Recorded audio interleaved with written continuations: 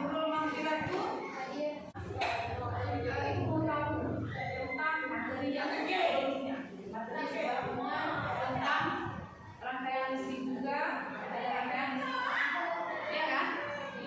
Berhubungan dengan alat-alat yang terdiri dari rangkaian listrik. Contohnya apa? Persaingan TV, televisi, bagus. Apa lagi? Kipas angin,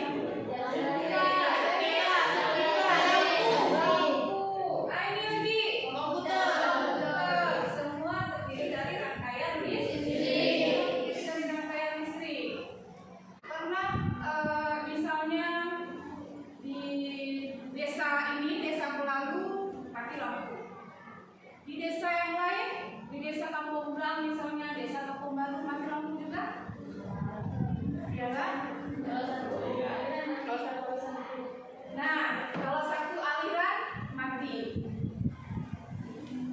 Itu berhubungan dengan bentuk-bentuk rangkaian listriknya. Kenapa bisa demikian? Kenapa di desa ini mati lampu, di desa lain tidak mati lampu?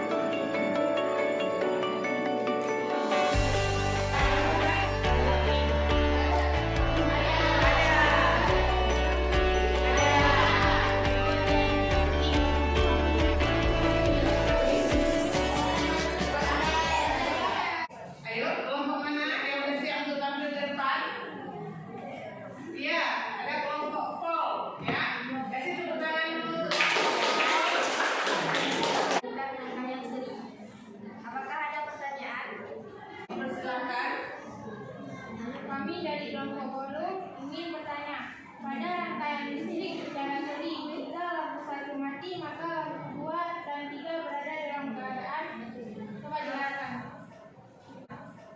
Mati karena rangkaian angka terbuka dan mengakibatkan listrik tak bisa mengalir. Sudah jelas? Ya, benar?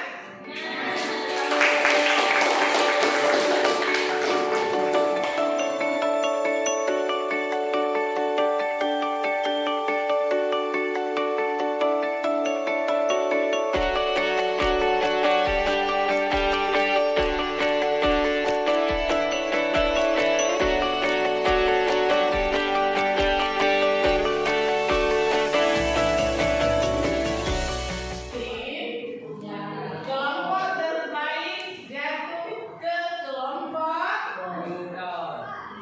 siapa?